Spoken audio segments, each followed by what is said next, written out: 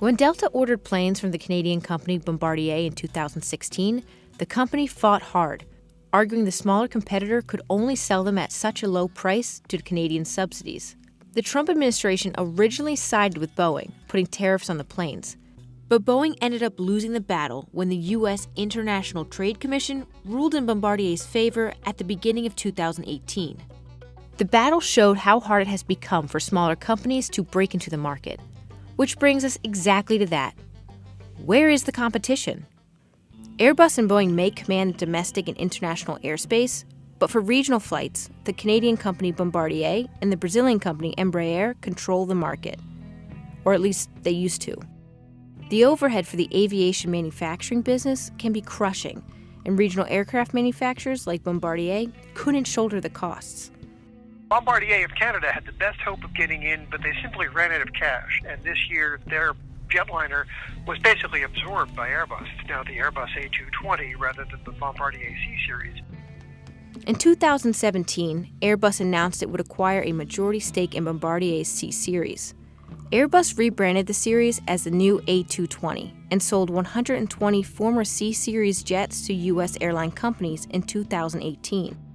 Airbus will begin building the aircraft later this month. And let's not forget about Brazilian aircraft company Embraer, the other regional jet manufacturer. Boeing just bought 80% of Embraer's commercial aviation business for a whopping $4.2 billion. The Brazilian government approved the deal in January, and both companies announced that they expect to get all the remaining approvals before 2020. The reality was that these smaller companies weren't really competing anyway. In 2016, regional aircraft deliveries were less than 7% of the airplane market by value. Other countries like Russia and China have also been trying to become prominent players in the aircraft manufacturing industry. But so far, both countries have been unable to make a dent in the private sector. You know, they could flip a switch and they'd be great at it. The frustrating thing about China is that the only possible thing they could do wrong is exactly what they're doing. They've got the biggest market in the world, they've got unlimited talent, unlimited resources, they should be great at this, but the strategy they're pursuing is basically digging a giant hole. They're running it as a government operation, and very simply, government-owned industries do not do a good job of meeting commercial market needs. The next thing they're doing is, rather than saying to their engineers, hey, you can go shopping for the best components and technology around the globe, they're saying, you have to buy stuff made in China. And that means only stuff that involves Western companies coming to China and surrendering their intellectual property.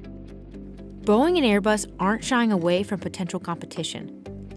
Boeing highlighted its partnership with Comac on a completion of a facility in Zhoushan. The company also told us, China's commercial aviation sector represents a major customer, an important partner, and a potent competitor.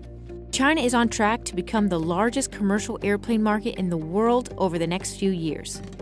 Getting the right balance between collaborating and competing requires work and constant evaluation. When we asked Airbus about Chinese competition, they told CNBC this: the Boeing-Airbus duopoly isn't likely to last forever. In general, we see China as the next major competitor, though in some 10 to 20 years from now. The Chinese market is large enough for more than two competitors, and in every market we welcome competition. Airbus was born in competition, thrives in it, and believes it is good for the development of our industry. So what's next for the aviation industry? Will it be the return of supersonic travel? The aptly named Colorado-based company Boom Supersonic announced it has received millions in funding from investors. Boom is looking to make supersonic travel mainstream, marketing their aircrafts as being able to get passengers to and from their destinations 2 times faster than business class flights today. Commercial supersonic travel isn't new. In 1976, the first Concorde flights took off from London and just outside Paris. But the Concorde's days were short-lived.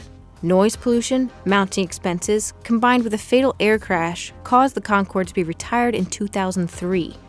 But there are many barriers standing in the way of creating supersonic commercial travel. The first being, it's illegal. They would have to demonstrate that these are usable over land, and at present it's not legal to operate supersonically over land masses, at least in the U.S. so-called quiet boom aircraft. In fact, they're testing them right now in the Gulf of Mexico, and people of Galveston, Texas are the test flight dummies, I guess, to see whether they notice the booms. It remains to be seen whether those theoretical designs can be put into practice. But the big question is, can supersonic travel be economically feasible? Will they be willing to pay 5 times as much for the aircraft and their operating costs in order to go, let's say, twice as fast? Because the fuel bill basically piles up. We're now flying slower than we did in the 1970s and 80s. But on the other hand, there's an economic reason for that. It's not just civilian companies developing supersonic travel. Lockheed Martin announced plans to build a supersonic aircraft that could change commercial travel. Lockheed Martin is partnering with NASA to develop the X-59 QSST. This aircraft is designed to have a cruising altitude of 55,000 feet and a terminal speed of 940 miles per hour. And forget that super alarming sonic boom. According to the Lockheed Martin Skunk Works team, the plane would create a sound no louder than the slamming of a car door. But the development is still in its beta stages. As for Boeing and Airbus, both companies told us supersonic and hypersonic travel is on their radars, and that they are committed to pursuing multiple innovative technologies moving forward. The future of the aviation manufacturing business remains unclear. But one thing is clear. The multi-billion-dollar industry will continue to grow as millions more people around the world enter the middle class. The International Air Transport Association expects the number of air travelers to double to 8.2 billion by 2037. And Airbus and Boeing are poised to take advantage of those soaring trends.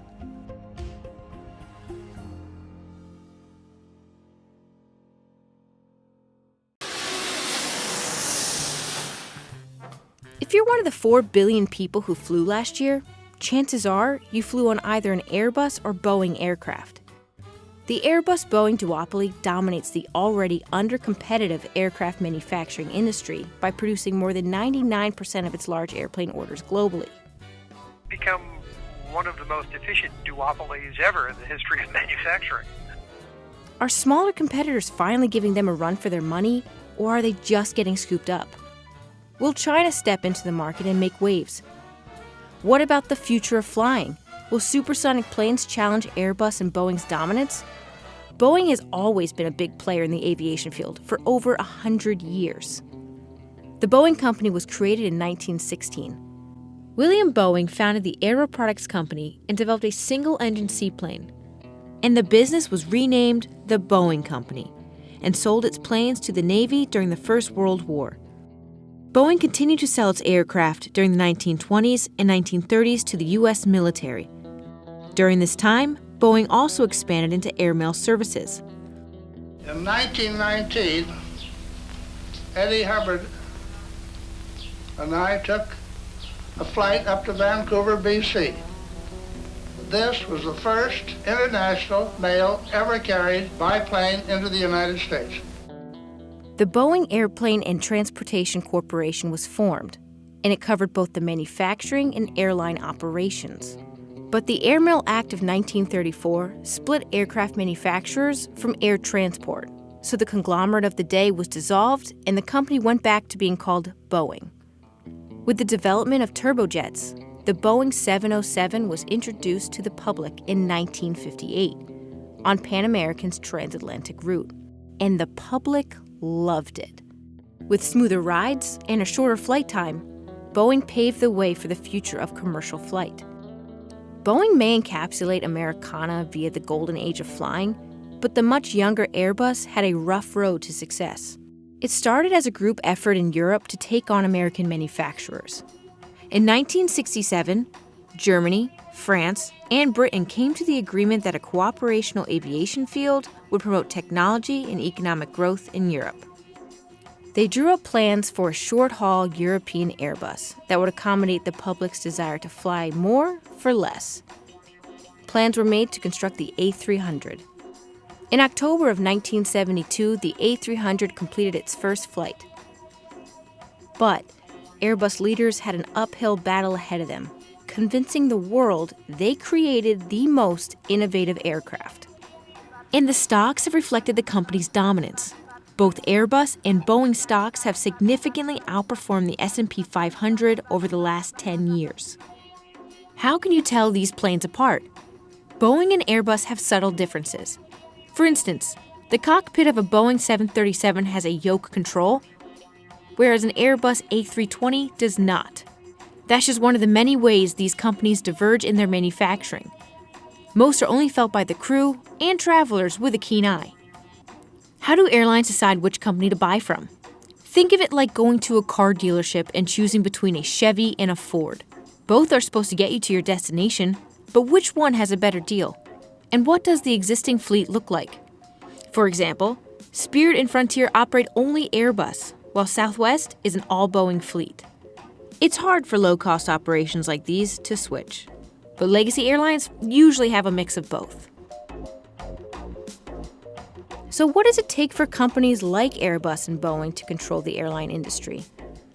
Well, building these airplanes isn't cheap. To be a real competitor, aviation companies must have the money to spend. The barriers to entry in this business are huge in terms of capital requirements, in terms of technology, experience, customer support, customer finance, all of these things. A single plane can run up millions of dollars in construction fees. Boeing is currently working on a new series of airplanes called the 777X. A single 7779 has a list price of $388.7 million. That's because there are hundreds of thousands of components to an airplane. A Boeing 747 alone is made up of 6 million parts. But materials aren't the only thing that costs aviation companies big. Safety comes with a hefty price tag. It is definitely a well-regulated industry. I don't think there's any question about that. I actually view much, not all, but I view much of that regulation as a historical partnership that has actually served the industry quite well. I mean, if you consider that airlines today, aviation globally, carries 3 billion passengers a year with a B, and most years kills fewer than 500 of them, some years none, that's a pretty extraordinary record. And reaching that level of safety requires a great expense. And these massive companies have plenty of money. And at least for Boeing, a lot of it comes from the government. It was the second largest government contractor in 2017, behind only Lockheed Martin, bringing in more than $23 billion. It also spends big to keep its close relationship with Washington. The company has spent more on lobbying than any other company in the United States, other than General Electric, from 1998 to 2018, according to Open Secrets, $270 million. It's been revealed that Emirates' fleet of Airbus A380s is worth 10 times its next closest competitor.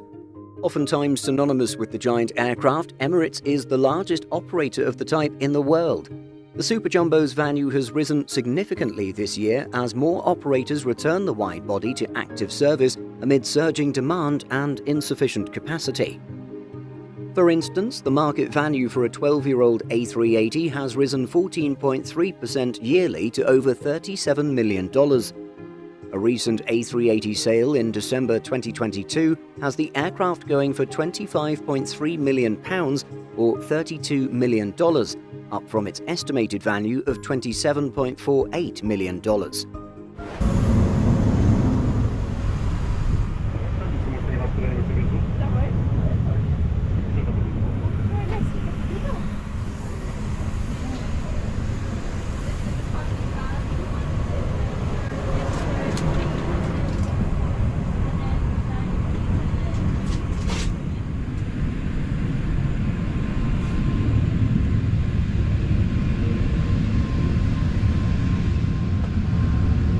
The total number of routes served by the A380 has increased significantly this year relative to 2022. Less than half of the A380 fleets worldwide remain temporarily parked or in long-term storage this summer. Over 200 aircraft switched to inactive in 2020 as international passenger traffic dropped.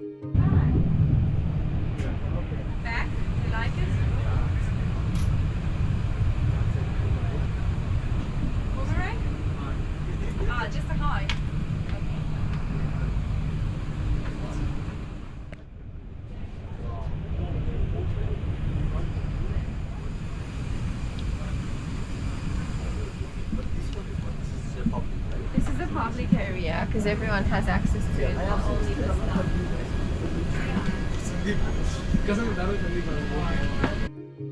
As the A380's largest world operator by a significant margin, Emirates relies heavily on the wide-body. The airline previously indicated it intends to operate its A380s into the 2030s as they form a substantial part of its Dubai hub operations. Hello. Good afternoon, sir. Welcome to first class. Thank you. How many seats do you have in first class? 14 private suites. 13. And just after there is a business class. Business class, sir, 76 seats, and along with the lounge. Okay. Thank you. My pleasure, I sir. will have a Enjoy look. your experience. Thank you. And that's the presentation sir, of our signature dish. That's our appetizer, Arabic meze. On the other side, you have the presentation of the caviar set with all the accompaniments that we serve as our appetizer as well. That's